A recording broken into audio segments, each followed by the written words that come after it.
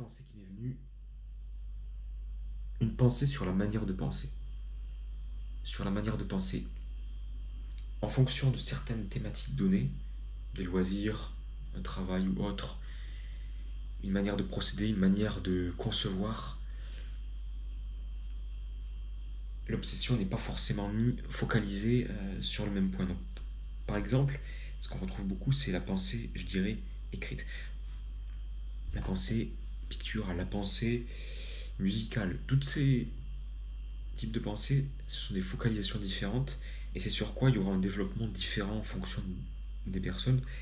Et si je prends par exemple le cas typique, la pensée écrite, c'est souvent les réflexions, ou la pensée philosophique, la pensée par les mots,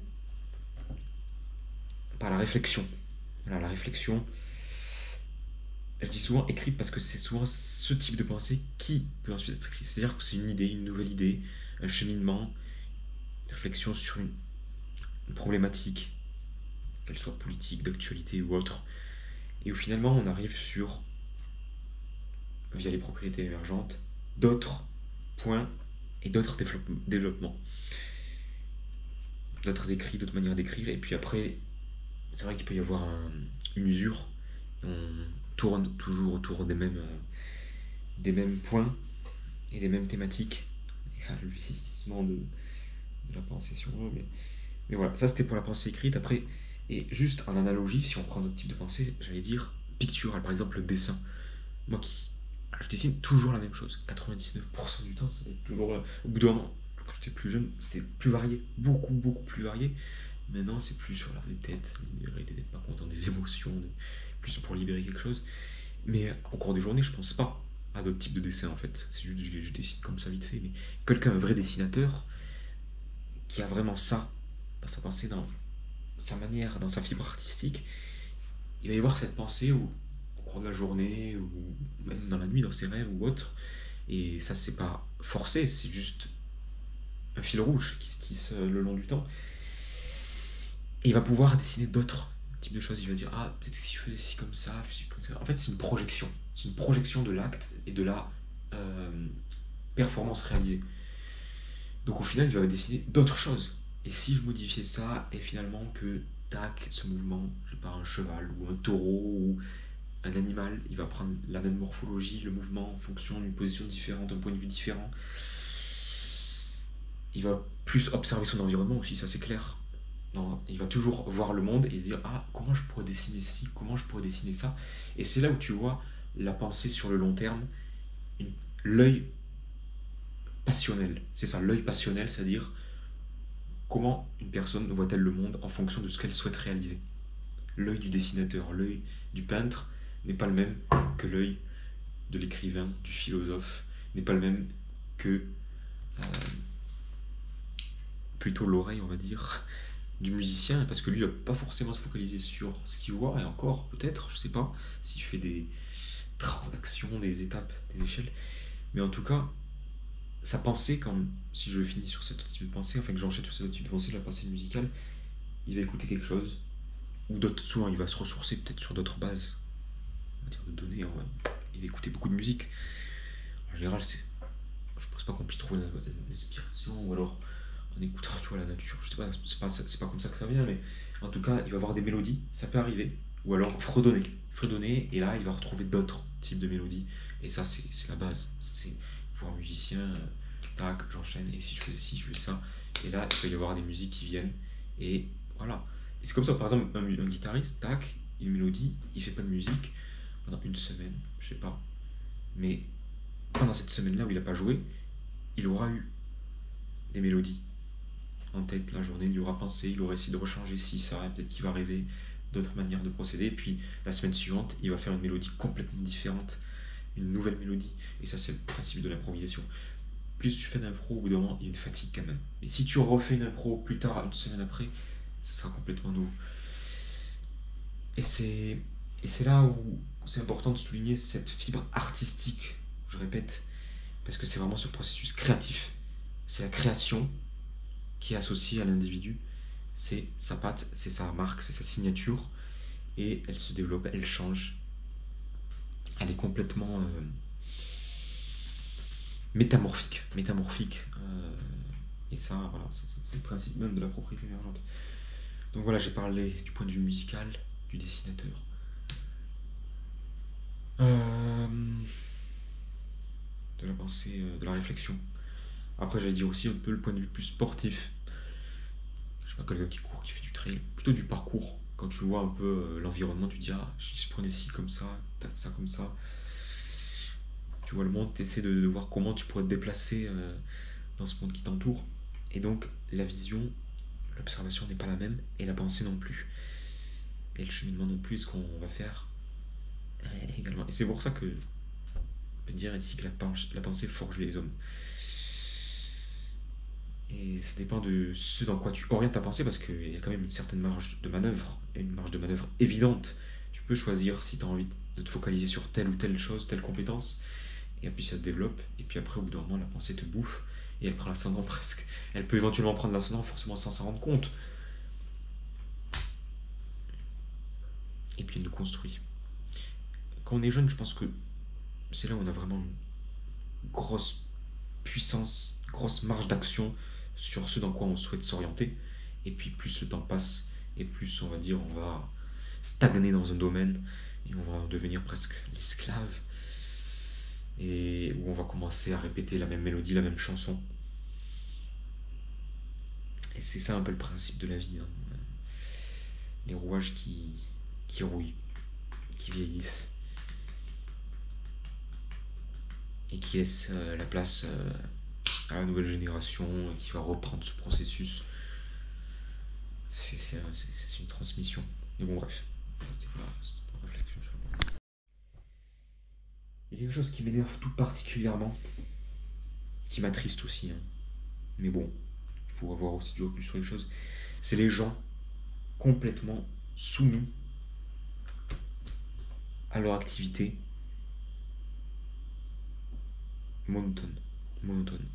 C'est-à-dire les gens qui ont un métier complètement répétitif, que tout le monde pourrait faire, vraiment le genre de truc hyper protocolaire, mais qui en font un truc de fou comme si c'était compliqué. Ah oui, il faut faire ci comme ça, c'est pas à la portée de tout le monde. Mais mon gars, mais ton truc, tu te rends pas compte, c'est un truc robotique en fait.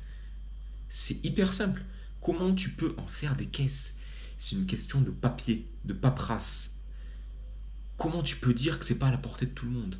C'est incroyable. Et ces gens, moi, ça me rend fou parce qu'on a envie de leur mettre des pains dans la gueule. Parce que le monde dans lequel on vit, c'est beaucoup, beaucoup, beaucoup ça. Les métiers, souvent, sont très, très protocolaires de plus en plus aujourd'hui. Il y a toute une foultitude, toute une branlée de métiers qui pourraient être remplacés par les robots. Et tu as des gens qui s'accrochent à leur métier en disant oh oui, non, ça nécessite quand même une certaine compétence. Non, non, je suis désolé, c'est que de l'administration. Rends-toi bien compte en fait. Rends-toi. Réveille-toi, quoi. C'est pas possible. Et t'en as de plus en plus des gens comme ça, détestables, qui font des métiers de merde et qui en font et qui mettent sur un piédestal ultra compliqué. Enfin, je veux dire, faut redescendre. Faut redescendre. Non seulement c'est de la mauvaise foi, mais en plus je dirais que c'est toxique à l'avenir. Parce qu'à un moment donné, ça va disparaître ça. Et donc il va y avoir une certaine rancœur. Et puis c'est vraiment, tu vois, c'est comme, je répète, c'est vraiment des métiers de merde. Des métiers de merde. Donc avoir de l'ego par rapport à ça, c'est... Au début ça me faisait rire, mais là ça me dégoûte.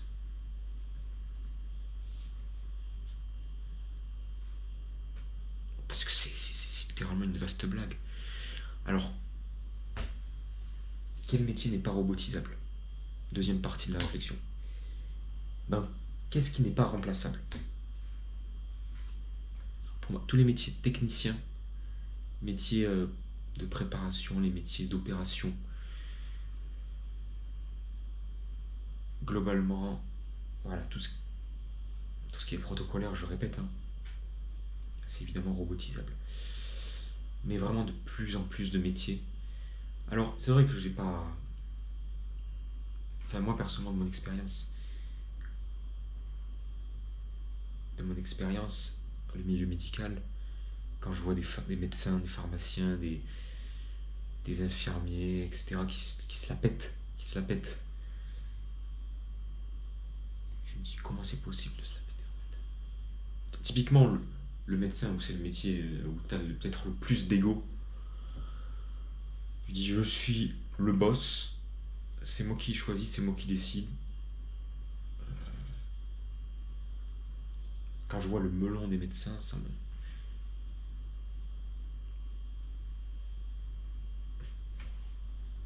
j'en ai presque la chair de poule parce que je me dis putain quoi, putain.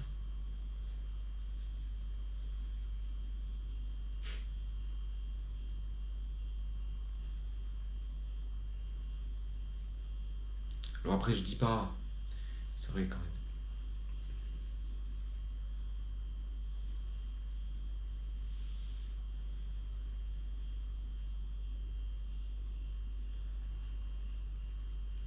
Après un melon ça se cultive. Un melon ça se cultive.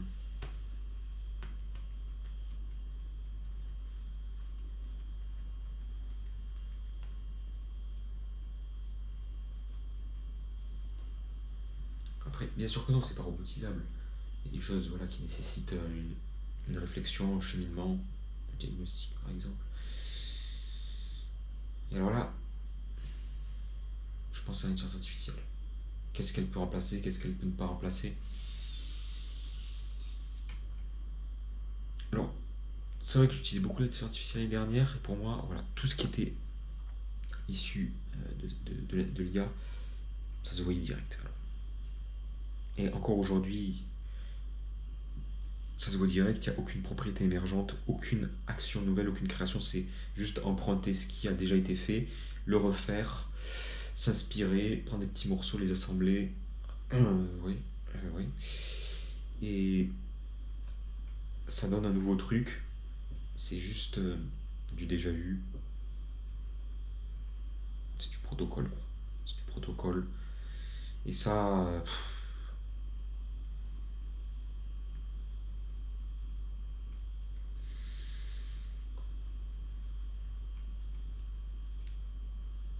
ça tu t'en rends compte direct. Par exemple, écrire, pour tout ce qui est artistique,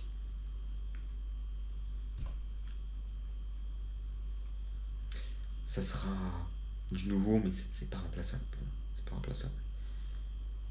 C'est pas remplaçable. Parce qu'il y a toujours un socle qui est réemprunté. Il n'y a pas d'expérience humaine unique. C'est des algorithmes qui se basent sur la même ressource. Donc tu pourras donner des choses nouvelles, mais il y aura toujours la même âme virtuelle, similitude, enfin, procédé mécanique. Ça, c'est des trucs que je ressens. Ça, c'est des trucs que je ressens direct. Bref, on va arrêter. Donc, ouais, une pensée sur le monde virtuel dans lequel nous sommes. C'est quelque chose qui n'est pas anodin. Il faut bien s'en rendre compte. La trace immense du virtuel sur le monde d'aujourd'hui. Je parle pas des premiers pas de l'informatique, les premiers pas avec les Bill Gates, etc. Des années, je sais pas, on va dire.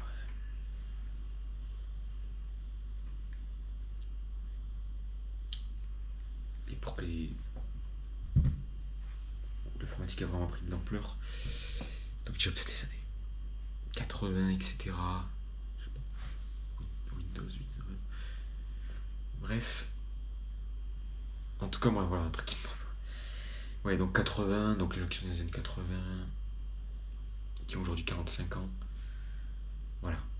Ils ont grandi, ils ont connu l'informatique, etc. Ils ont vécu aussi dedans. Plus avec les années 90, donc les gens qui ont 35 ans et quelques, ça c'est des gens, voilà, qui connaissent, ils ont vécu dedans.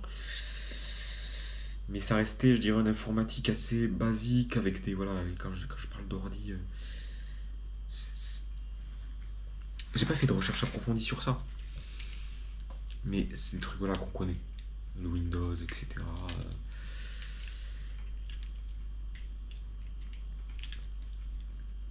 Les années 2000. Donc pour le coup, voilà, plutôt dans ce sens-là.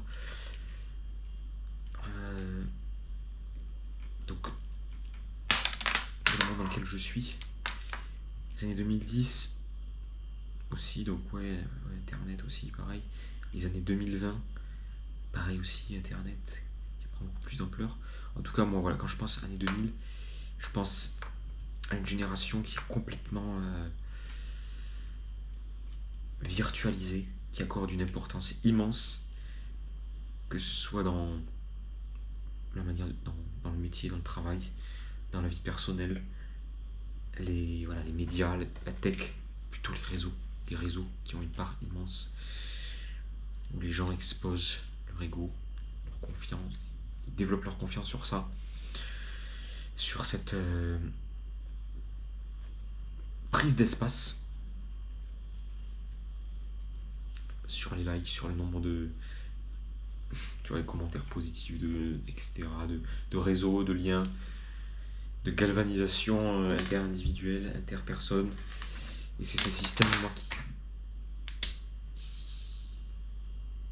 que je trouve déplorable, parce que c'est pas de la connexion, c'est pas de l'équipe, c'est vraiment regarde, c'est moi le meilleur. Et puis voilà, et c'est un système qui fonctionne comme ça, sur écraser l'autre. Et c'est ça qui me donne qui me donne même beaucoup envie de vomir par rapport à cette société. C'est ça, c'est j'écrase mon prochain. Il n'y a pas de liberté, d'égalité, fraternité. Déjà, il n'y a pas de liberté, il y a encore moins de fraternité. Mais alors la fraternité, il n'y en a aucune. C'est pas du tout de la fraternité, c'est complètement de la compétition, écraser, détruire, gagner, tuer presque. C'est écraser l'autre. Et la troisième devise, c'est quoi? Liberté, égalité. Et l'égalité, pas du tout. Hein. Il y en a qui naissent avec de l'argent, d'autres non. Avec des héritages, d'autres non. Il y en a qui naissent, voilà, c'est une inégalité sociale. Bon, plus rien à prouver sur ça. Hein. Donc, liberté, égalité, fraternité, c'est vraiment la plus grosse blague qui soit. Hein. C'est vraiment la plus grosse blague qui soit. C'est vraiment. Parce que la liberté, tu vois, on peut pas faire vraiment ce qu'on voudrait, ça se construit, ça prend du temps. C'est pas aussi facile que ce qu'on pourrait croire. Peut-être même que c'est une illusion. Mais on peut absolument pas faire ce qu'on souhaiterait faire. Et même ce qu'on a envie de faire, il faut vraiment être seul. Et l'entreprise personnelle aussi, c'est difficile d'aboutir concrètement à nos objectifs.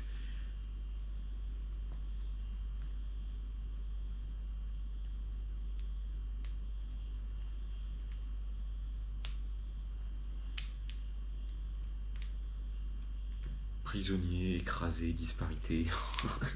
C'est plutôt compétition, ego, tu vois, ce genre de truc. Bref, on va pas s'étendre sur ça. Mais c'est une génération à vomir. Vraiment, la génération dans laquelle je suis, elle me donne envie de vomir à un point. Et le monde, le système en général.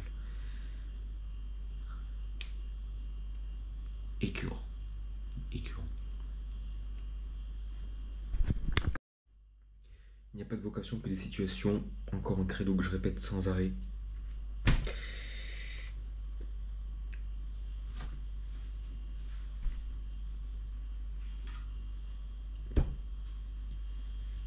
Dans notre société, il n'y a qu'une succession de rôles tenus, des situations auxquelles on donne de l'importance ou pas. Il n'y a plus d'entreprise personnelle, concrète, puissante, qui aboutit. Il y a juste des prises de position, des élections, des opportunités, des déguisements. Donc c'est un vrai carnaval. On dit que l'habit ne fait pas le moine. Je suis complètement en désaccord. C'est justement l'habit qui fait le moine. Mais alors complètement en fait. Je veux dire, aujourd'hui on est dans un monde où l'habit fait le moine. Hein, voilà, la blouse fait le médecin, le le machin truc fait le cuisinier, le machin truc fait le machin. C'est clairement l'habit qui fait la personne. C'est bien parce qu'on lui a dit, toi t'es ça, qu'elle fait ça. Et c'est pas parce qu'elle est elle-même comme ça qu'elle fait ça. Non. C'est juste parce qu'il y a des gens assez dupes pour croire en cette fiction. Un cuisinier, ça vient pas comme ça tout seul de la tête de quelqu'un. Oh bah tiens, je vais être cuisinier. Mais vraiment dans la profondeur métaphysique de la chose. C'est-à-dire que c'est quelque chose qui se transmet de génération en génération et c'est cette interinfluence qui agit. Mais un métier créé, qui crée son métier? Qui crée ce qu'il réalise?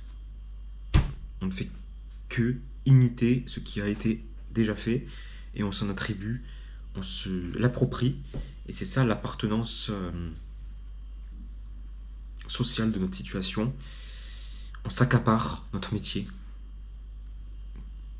d'autant plus fort que l'on est vide à l'intérieur. D'autant plus fort que l'on est vide à l'intérieur. C'est-à-dire que quelqu'un qui n'est pas capable de créer sa propre source à partir de lui-même est obligé de l'imiter, de la voler par rapport à ce qui a été fait auparavant. Et ça,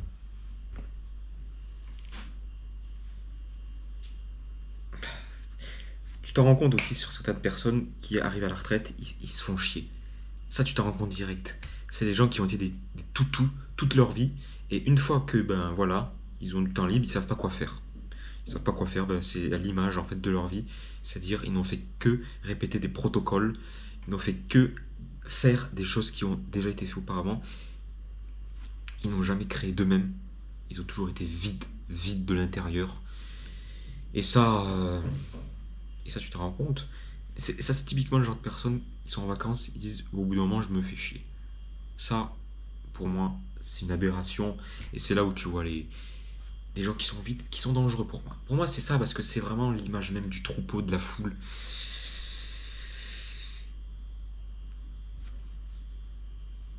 Qui reproduit, et qui ose accuser les autres d'être de parfaits zombies alors qu'ils le sont eux-mêmes. Sans s'en rendre compte, tu vois, quand t'as un jeune qui sait pas trop, tu vois, qui réfléchit, tu lui dis, ouais, ben, à un moment donné, il va falloir te réveiller, etc. Ben, justement, il est justement réveillé, et toi, t'es endormi. C'est bien parce que t'es endormi que tu fais ce qui a été... T'innoves pas, quoi. T'es juste là, t'es un pion. Un pion. Un soldat. Un soldat. Faudra qu'on m'explique d'ailleurs où est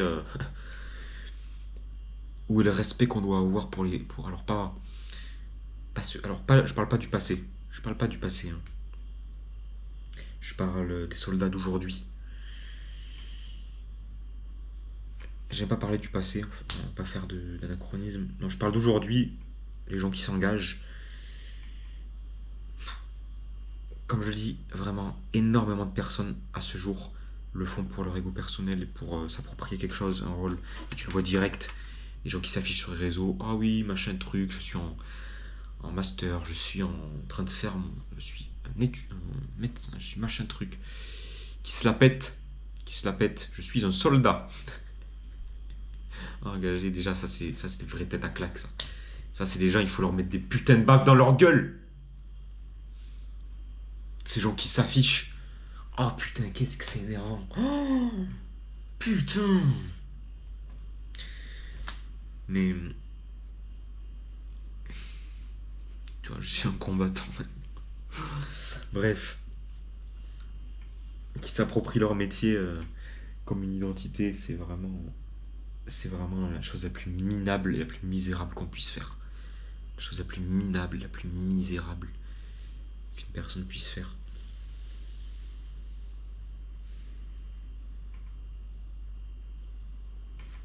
Après, parler comme je le fais, c'est long.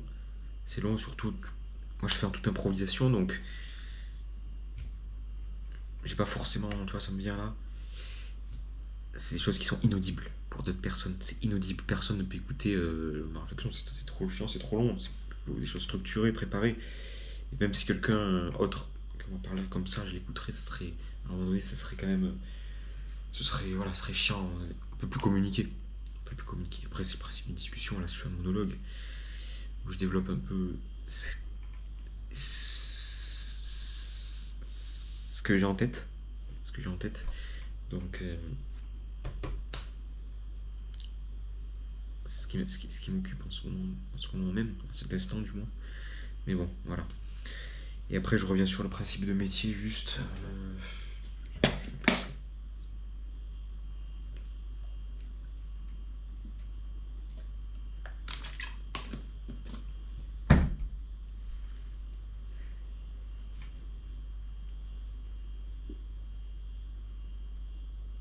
Bon. Donc, ouais, je reviens juste sur les gens qui se font chier pendant les vacances ou pendant la retraite. Ça, c'est des gens toxiques. Là, quand t'as vraiment travaillé, t'es satisfait. Donc, t'es satisfait de ce que t'as réalisé. Tu peux pas dire, bah, je me fais chier. Parce que quand t'es sage, tu dis, je suis satisfait de ce que j'ai réalisé, de ce que j'ai fourni. Et tu regardes l'ensemble de tes des accomplissements et tu souris. Parce que t'es satisfait de ce que t'as légué. Et puis, tu regardes ensuite la génération suivante prendre le relais. Mais voilà, tu peux pas dire, ah ouais, je me fais chier pendant. C'est pas possible. C'est pas possible. C'est terrifiant, ça, des choses pareilles. Et tu le vois des fois, c'est des jeunes qui n'ont pas forcément. Ils travaillent pas pour l'argent parce que tu vois, ils ont 2 mois de vacances, mais ils veulent. C'est juste parce qu'ils veulent développer leur CV, être les meilleurs, montrer qu'est-ce qu'ils ont fait ci, qu'ils ont fait ça, qu'ils veulent avoir une bonne situation. Et donc qu'ils accomplissent ça, et ça, c'est d'un ennui. D'un ennui. Parce que ces gens-là, ils sont juste là dans l'optique d'écraser, je le répète, hein, d'écraser. D'écraser.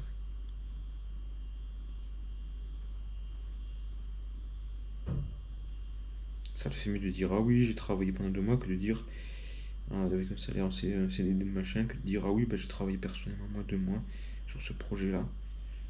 Après, ça dépend de la valeur qu'on donne. C'est vrai que ça, aujourd'hui, on l'apprend. Ça paraît un peu moins évident. Plus aberrant, mais bon, bref. D'ailleurs, une réflexion sur ça, sur les gens qui ne savent pas apprendre, qui peuvent apprendre, tu vois. Et les gens qui savent être pédagogues, pas de type de personnes. Ceux qui savent apprendre, ceux qui savent enseigner et ceux qui ne savent pas enseigner. Et ça, c'est pas direct. Enseigner, c'est répéter. Ça, c'est encore une citation qui revient. Enseigner, c'est répéter. Donc, quelqu'un qui enseigne bien, c'est quelqu'un qui est patient, qui enseigne. Voilà. Allez, on refait. Ah, il a toujours pas bon. Allez, on refait. C'est toujours pas bon. Ça fout les boules, hein. Allez, on refait. Mais jamais, voilà. Celui qui enseigne bien est patient. Mais celui qui s'agace, mais je te l'avais dit, pourquoi tu fais pas ça? Je te l'ai pourtant dit. Ça, c'est quelqu'un qui sait pas bien enseigner parce que du coup, le gars après culpabilise. Ou du moins, il peut essayer de rire, tu vois. Essayer de prendre sur lui, mais au final, je pense qu'aucun être humain, je pense, j'en suis presque sûr, aucun être humain, aucune personne arrive à vraiment être indemne par rapport à ça, à sortir intact. Quand on lui apprend un truc, le gars s'agace, dit ah, je te l'avais dit, mais c'est pas possible. Non, on voit à quel point la patience de celui qui enseigne vraiment. Voilà, c'est ça, c'est ça. Et puis au bout d'un moment, si le gars au bout de 10 fois il fait toujours la même erreur, bah écoute, on va faire une pause, on reprendra demain, on reprendra une autre fois. Mais jamais critiquer la personne, la faire culpabiliser, lui dire ça va pas ce que tu fais, t'es pas prêt, il va falloir vas-y, va t'entraîner, en lui donnant même pas les manières de s'entraîner. Donc, tu vois, ça, c'est le gars qui sait pas enseigner. Elle va donc t'entraîner, tu vois. Mais en fait, c'était toi qui étais censé m'enseigner. Tu vois ce que je veux dire? Tu sais enseigner, tu sais pas enseigner. Après, c'est différent aussi, quand même, avec le lycée, parce qu'il y a des choses qui s'apprennent. Des choses qui s'apprennent avec le travail personnel, en étant seul, en essayant de comprendre le problème. Des choses qui s'apprennent pas comme ça, mais moi, ce dont je suis en train de parler, en l'occurrence, ici, bien souvent, en tout cas, mon cas ici, c'est bien des choses protocolaires, donc qui s'expliquent facilement. Et quand le gars ne veut pas t'expliquer, ben, c'est qu'il enseigne mal. Et juste, je reviens sur ça, c'est le gars qui enseigne mal aussi, c'est ceux qui parlent toujours d'eux-mêmes. Oui, ben moi j'adore ce que je fais ci, je fais ça, c'est une passion. On t'a rien demandé en fait. Je veux dire, quelqu'un qui enseigne, il est pas là pour parler de sa vie, il est là pour enseigner, c'est tout. Alors oui, tu peux dire donner de l'inspiration, mais ça vient pas. Tu vas dire, oh ouais, j'adore ce que je fais, mais en fait, ferme ta gueule, quoi. Ferme ta gueule. Ça n'a rien à voir, ça. Ça n'a rien à voir. C'est juste de l'exposition d'ego pure et simple. Pure et simple. À la limite, que je lui dis, toi t'aimes ce que tu fais? Ah oui, j'adore ce que je fais. D'accord. Question, réponse. Mais le gars qui dit, j'adore ce que je fais alors qu'on lui a rien demandé, ben juste ta gueule, ferme ta gueule, quoi. On t'a rien demandé. C'est fou. C'est fou. C'est incroyable.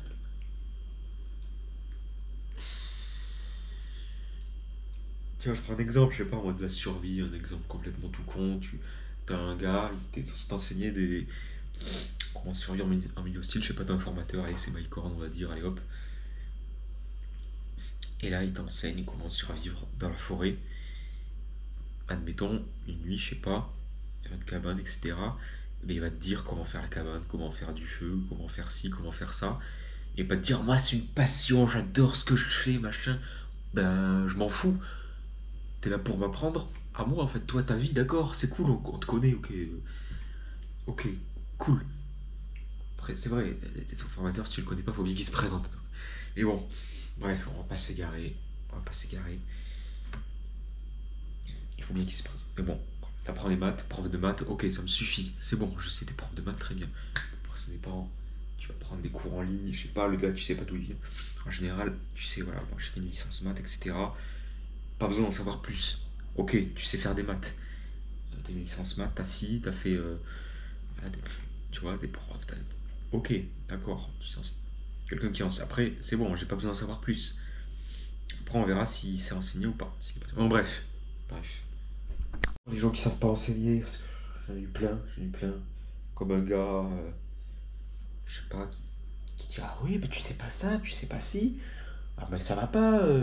À un moment donné où tu vois qui te fait les gros yeux, ces gens-là qui sont pas patients, qui te font culpabiliser, c'est insupportable. Parce que non seulement ça t'apprend rien, mais en plus, c'est dépréciatif, c'est négatif, ça te fait perdre confiance, ça te dégoûte, ça te prend ton énergie, ça te bouffe, ça te fatigue, ça t'épuise, ça donne plus envie de continuer, ça te brise, ça peut te déchirer, ça peut te casser, ça peut te déprimer, ça peut être humiliant, rabaissant, dur à encaisser, dur à avaler, ça peut te foutre la haine, ça peut te donner envie de te venger presque, ça peut envie de dire ah ouais il m'a dit ça, je vais lui essayer de trouver la faille, de le critiquer moi aussi au moment opportun, et du coup tu te focalises ton énergie sur ça, et puis tu vois, c'est énervant, c'est pulsatile, c'est vibrant, c'est pas calme, pas serein, c'est énervant, tout simplement, et ça moi j'en ai beaucoup eu des gens comme ça qui sont casse-couilles, qui savent pas apprendre, qui sont pas ça, voilà, ils savent pas du tout apprendre. Et des gens qui savent pas apprendre, finalement, il y a plusieurs catégories. Hein. Il y a plusieurs catégories. Je pense c'est aussi les gens stressés qui apprennent un truc, mais c'est pas clair. Parce qu'ils ont peur. Ils ont pas forcément le niveau de qualification, ou c'est des gens, je sais pas, qui ont fait le niveau d'études, donc ils font un métier protocolaire encore. Et ok, ils font ça tous les jours. Mais par contre, pour apprendre, ça, ils sont incapables. Incapables. Pour eux, tu vois, ils font un truc protocolaire, ils pensent que c'est un truc de fou, que c'est ultra complexe. Mon gars, un robot pourrait le refaire, donc calme-toi, hein, calme-toi. Mais non, ils savent pas apprendre, ils stressent, ils ont peur de faire une erreur. Presque, tu fais ça, t'apprends, tu fais une erreur, ils font oh tu vois, j'en ai eu, hein, préparatrice qui hurle. Ah, vous allez me faire des erreurs, c'est pas possible. Génial, franchement génial, top. Là, tu vois, la personne qui est censée t'enseigner qui commence à hurler, dire c'est pas possible. Génial, si le gars qui est censé t'enseigner commence à paniquer et tout, on va bien s'en sortir. Non, vraiment, ça c'est pas possible, c'est imbuvable. Ou les gens carrément qui font des erreurs. L'enseignant qui fait des erreurs parce que tu fais, et puis il arrive pas à enseigner, à faire en même temps, donc lui il fait une erreur. Bravo, ok. T'en as plein des gens qui savent pas former. Je repense celle que j'ai eu en stage précédent. Elle était incapable. Elle avait un ego surdimensionné. Alors au début, C'est sympa, c'est ah ok, tiens, on va faire ci, on va faire un quiz, machin truc, on va faire ci, on va faire ça. Si t'as réussi, je te donne des bonbons. Comme si on était un gamin, tu sais. Je te donne des bonbons. Déjà, ça commence à faire peur. Tu dis, ok, d'accord, on va faire ça. Et puis après, au bout d'un moment, tu vois le vrai visage, c'est que les bonbons, ça va pas durer tout le temps, quoi. Au bout d'un moment, elle craque, et elle est capable d'enseigner. Elle crie, elle hurle, elle rabaisse. Ça aussi, j'ai déjà eu.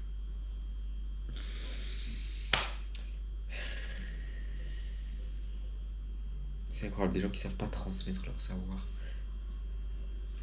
Et c'est pour ça que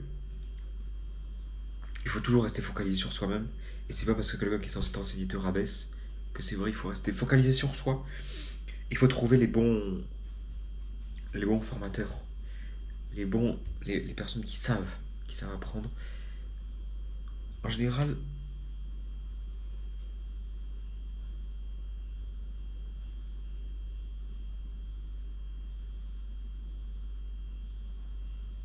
je dis toujours que je suis seul responsable dans la vie de manière générale, mais dans ma vie, ce qui m'importe à moi.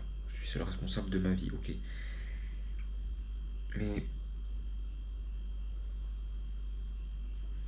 quand il y a un problème, tu vois, quand quelqu'un pose problème, voilà quoi. Il y a des solutions, des solutions. Il y a des mauvaises personnes.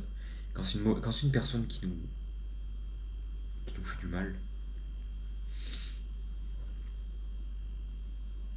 ben, la simple solution, parfois, c'est pas d'essayer de trouver une solution avec cette personne.